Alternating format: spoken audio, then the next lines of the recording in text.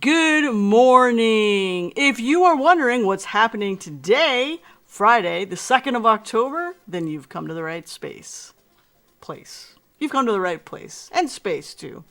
I am your host, CK. I am the creator of CK's Antics, and I do a daily segment on National Holidays. So thank you for joining me. If this is your first time, please let me know in the comments below. If you are enjoying this, make sure you give me a like, subscribe if you want more, and ring that bell so you get notifications of when something drops or I go live. So, today is Friday. Congratulations, you've made it to the weekend. If you work on the weekends, I apologize, but I'm sure your day off is just around the corner. So, hopefully you have some time. You can sit back, relax, hopefully learn something new, maybe some humorous stuff, because I do try to make this a little humor as well, because I just want to bring a smile to your day and possibly, maybe, a little laughter as well. So, let's get started. Boom. So, first up, we have the month-long holidays. There are actually 41 for the month of October, and for the first 7 days of October, I am covering roughly 6 month-long celebrations each day. So by the end of the first week of October, you will know all 41 month-long celebrations that are happening. So here are your next 6. We've got Eat Better, Eat Together month, Emotional Wellness month, Fair Trade month, German American Heritage month, Global Diversity month, and Health Literacy month. So let's dive right into these. So first up, I'm gonna move my little mug for you. Drive me over here. And this is Eat Better, Eat Together. And really, this is all about eating together with friends or family. Growing up, we had at least one meal a week that we ate as a family. And it wasn't just my immediate family. My grandparents, my cousins, my uncles and aunts would come over, and we would sit down and have lunch once a week as a family. And then about once a month, my grandparents would also have a picnic out in the backyard. In the summertime, we would eat and then we would play wiffle ball. But the whole point of this is to bring us back together, either as a family or a group of people, because it is healthy to do so. And one interesting fact that came out of this is that the creator of the sandwich is actually the Earl of Sandwich, John Montague. He was known for gambling, and he wanted to make sure he had more time, obviously gambling, but spending time with his gambling buddies. So he wanted a food that didn't take a lot of time to prepare and spent less time in the kitchen and more time having that camaraderie. And what came out of that was the sandwich. But there are also a couple other interesting facts that I do want to share with you on this particular month, and it's all revolving around food. And I don't know about you, if you are someone who is a little daring when it comes to trying new foods, but I do recommend you try something as long as you don't have severe allergic reactions to foods or anything like that, or sensitivities. I do urge you to try a new food. Now, these might be a little bit extreme, but I do want to share them with you because I do find them very, very interesting. So, there are 5 rare foods that they dare you to try. And I honestly would try all 5. Whether I would eat the whole thing is another story. But I definitely would be willing to try it. So the first one is called fungus-ridden corn cob. This is a Mexican dish. I really think they need to work on the name. Fungus-ridden. Try something else. But it is corn on the cob covered in a blue-black spore, or blue-black spores. It's a culinary specialty in Mexico. And the Mexicans devour the fungus, and it apparently has a woody flavor. But maybe like call it like blackened corn cob, just fungus, and then word ridden is just, yeah. But anyways, it's a delicacy. But I would try it. I am very outgoing when it comes to trying new foods. The other one is called fermented horse's milk. This is a Mongolian drink, and it comes from the fermented milk of the cow. It gets a little fuzzy or fizzy, they said. It's a little sour, slightly soured. And it's sort of alcoholic. They consider it like their version of a beer. Okay. I don't know. And that's it. They drink it. I'm not sure. I mean, even slightly soured. Like, I've had slightly soured milk, and it's still not good. But maybe the type of animal it comes from maybe makes it a little bit different when it sours. I don't know. But apparently it's a delicacy. But moving on, here's another one. It's called the century egg. This one comes from China. They take the egg, they wrap it or cover it in a clay, and then salt, and then ash, and then it's allowed to sit for 2 or 3 months and basically ferment. And the yolk turns green. When you eat it, it's a very sulfury smell, but they say it's a delicacy. They don't tell you what it tastes like. They just say it's a delicacy. I love how they just kind of skip over what it really truly tastes like. And again, I would give it a shot. The next one comes from Japan. It's the sperm sacs of fish.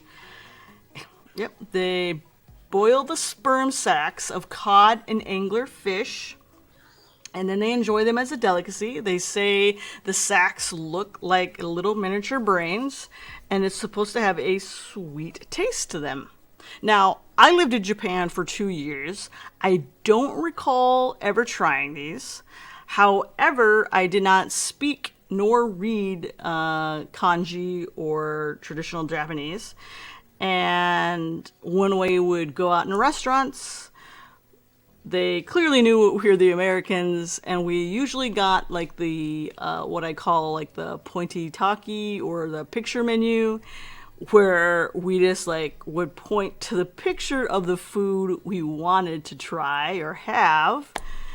And who knows, I might have had them. I doubt I did. And honestly, usually when I'm trying something new, I typically will tell them not to tell me what it is until I've had a chance to try it. And at that point in time, then they can tell me what it is I have eaten.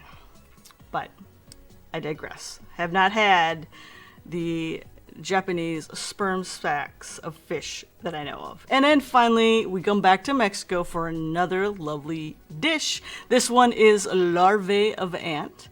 Sammy, if you're watching, I think you need to eat this one, and here's why.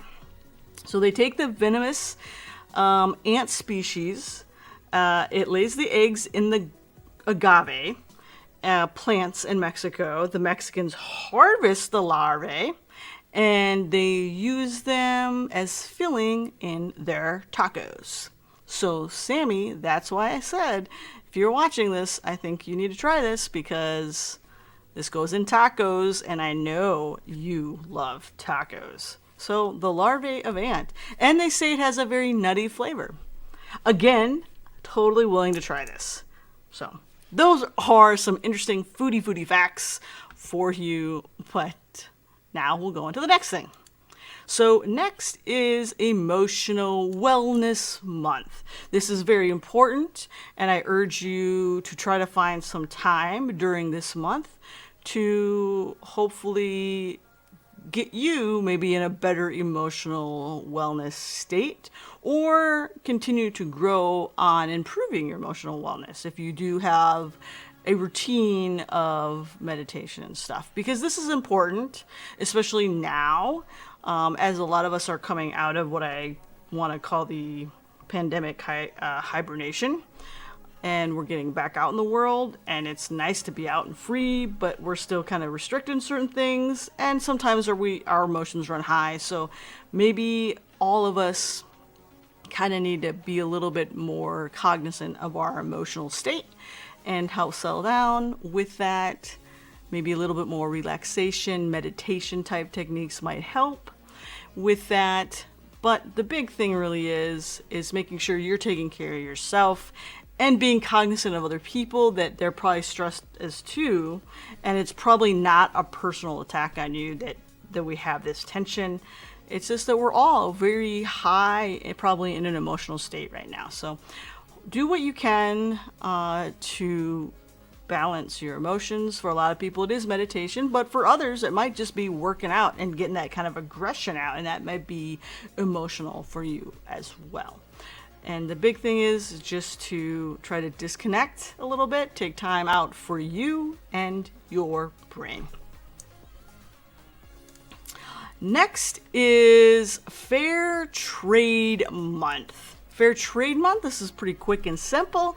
It's an emphasis on trading fairly between businesses and developing countries. And that's really the gist of it. That's your Fair Trade Month. Then we have Octoberfest, a very German American Heritage Month. This is a good one. I lived in Germany for 3 years, so all about celebrating German American heritage. I love it, and there are a lot of great things about Germany.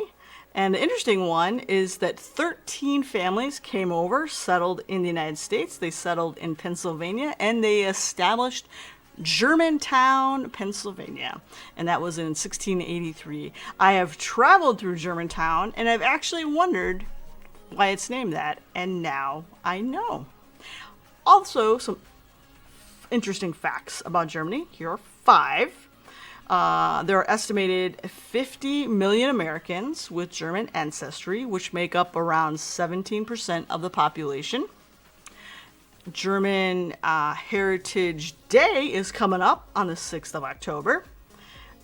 Octoberfest, which I just briefly mentioned, primarily is a huge beer festival, which the biggest one resides in Munich, but there are festivals throughout Germany and actually throughout Europe during this time. And actually internationally, you probably have an Oktoberfest near you, especially if you live in a large metropolitan area. But it's all about the beer. And then there's some food, but really it's about the beer.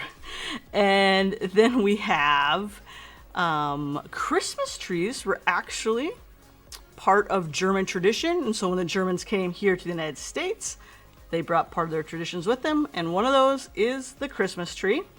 And then finally, kindergarten is obviously a German word, kindergarten. Was created by a German educator, Friedrich Froebel, in 1837. And the word kindergarten translates the children's garden. So there are some interesting German American heritage facts. And you'll get more on the 6th of October.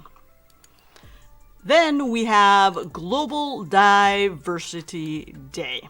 Global Diversity Day is really about getting to know your neighbors, especially nationality-wise, learning about other cultures and other races, and just exploring the diversity that we all bring to the table.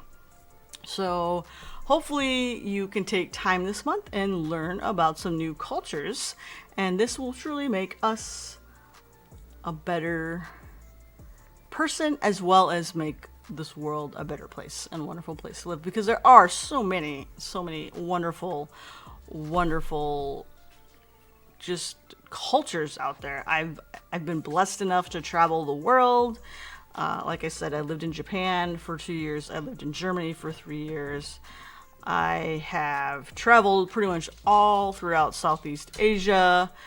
Living in Germany, I traveled a lot of Europe, and I truly enjoy learning about new cultures and things that they celebrate, and of course, food.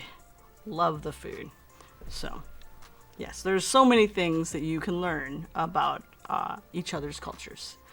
So, I urge you to take time to go ahead and do that, learn about some new things.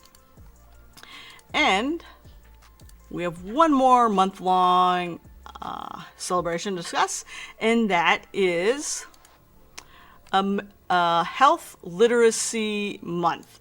And Health Literacy Month is all about being better educated at being able to understand our health records and just the health industry, and understanding your health better and the stuff that you're getting, so you can be a better advocate for yourself. 40% of Americans actually have difficulty understanding just basic healthcare information. And that is a high number, but I totally get it as well, because it can be very confusing, and especially if it's something medical that you're dealing with, you've probably got a lot of information coming to you that you just don't know how to interpret, and it is hard to interpret. So this is about Health Literacy Month and becoming better at understanding all those things that around health that potentially affects you. But there was an interesting thing that I also found during this, and that the first U.S. Medical school was founded in 1765. It was founded by John Morgan, and the school was the Pennsylvania School of Medicine. So I thought that was kind of cool. But now we can talk about our daily holidays that are happening right now. So we've got 6 today, and they are International Day of Nonviolence, National Custodian Day, Name Your Car Day, National Walk and Bike to School Day, Sukkot, which is a Jewish holiday, and World Smile Day. So, first up is International Day of Nonviolence. This is celebrated on the birthday of Mahatma Gandhi, or just Gandhi, and it honors how Gandhi himself worked and had a legacy to try to get us to a place of truly nonviolent protests. And this is all about celebrating his efforts on his birthday. And next, we have National Custodian Day. Custodians are the frontline defense to germs, and especially right now, with most of us probably getting back into the workforce, this is very important to make sure our areas and all those things that get touched multiple times a day stay clean and germ-free. You definitely want that. Some other interesting cleaning-related facts, though, are the fact that the power vacuum was created in 1901 by Hubert Cecil Booth. And in 1920, Lysol is one of the first commercially available cleaners. It was actually originally sold primarily or advertised specifically to females to help with gynecological issues. And it makes me wonder, what exactly did they want us to do with those cleaners? And anyways, we'll move on. It's also National Name Your Car Day. Do you have a name for your car? I do. I have a Jeep Grand Cherokee, and its name is Jarvis. Every car that I have owned has had a name. Some of them have been women's names, some of them have been men's names, but they each get a name, and it's been unique to the car itself. Jarvis is from the Iron Man, if you know Marvel Comics or the movies. And Jarvis is actually an acronym which stands for just a very intelligent system. I think that's correct. Yeah. But yeah, so but Jarvis is doing really well. It's gotten me back and forth some cross-country trips from here in the Midwest. I live on the East Coast, so yeah. So it's been very good to me. I do like Jarvis. Do you have a name for your car, or is there a dream car that you have in mind, and have you already named it? Or what goes behind naming your vehicle? Do you wait to see what it inspires as you drive it around? I am curious to know. Let me know in the comments below. And next, there are actually a couple interesting facts. Let me actually go back. There are a couple interesting facts around cars that I do kind of want to cover, or at least I think they're cool. And that is this. The cruise control was actually created by inventor of cruise control was a blind person. And if you drive a dirty car in Russia, you better be prepared to pay a fine because you'll get a ticket for having a dirty vehicle. And another one here is there are actually more vehicles, this is crazy, than the number of people in LA. That probably explains the smog issue, but I digress.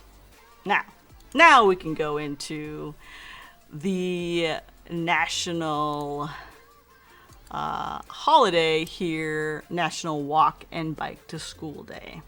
Some interesting facts regarding bikes in general is that the first bike did not have pedals. It was created in 1817. The inventor was Carlo van Draus, and the name of the bike was the Lauf machine, or Lauf machine, and it didn't have pedals. Yeah, that is so weird.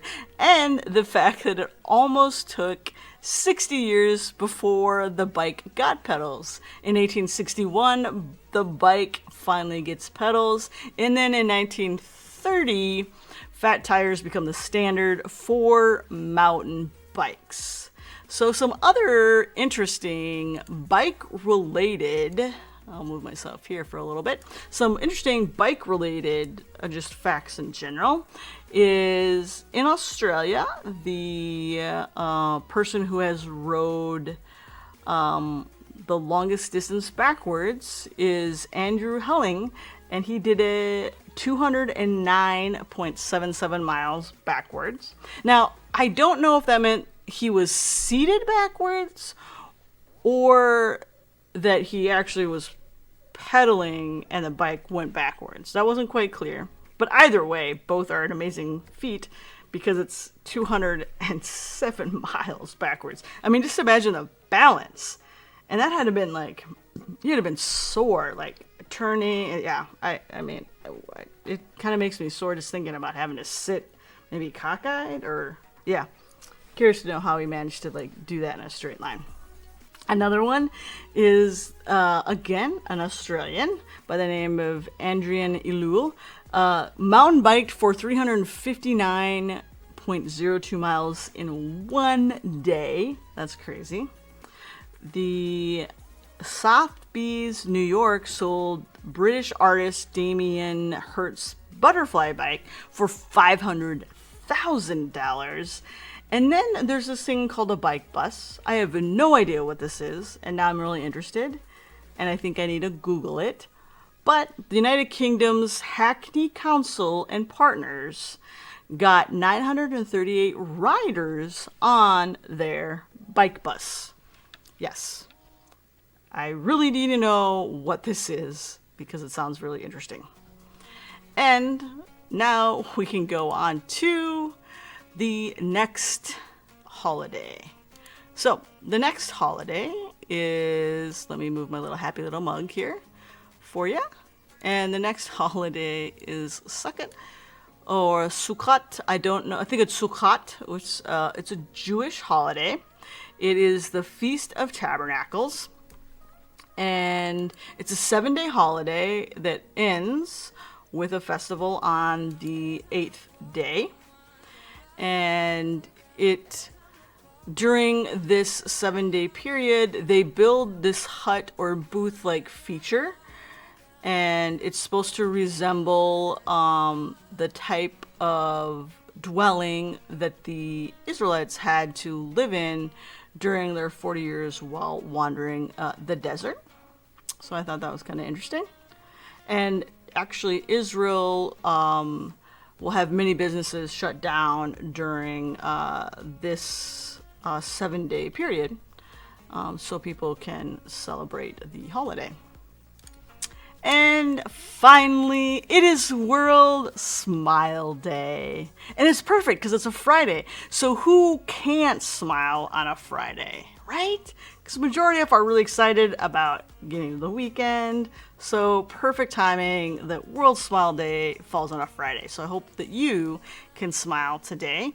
The creator of World Smile Day is Harvey Bell, who is actually the creator of the smiley face. He created the smiley face in 1963. The original smiley face was more of an oblong type shape, but he particularly picked the yellow color because yellow is resemblance of happiness. And some other kind of interesting facts just about the smiley face as it's evolved throughout the years. In 1999, there were 470 iterations of the smiley that were created for the internet emoticons. So I thought that was kind of neat. And the World Smile Foundation is a nonprofit organization that's charitable trust that supports children's causes, which is pretty cool.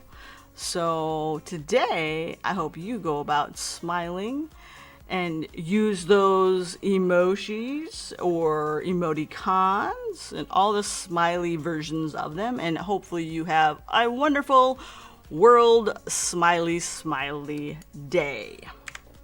And with that, that's all I have for today. I hope you enjoyed this. If you have, make sure you give me a nice like, thumbs up, comment below.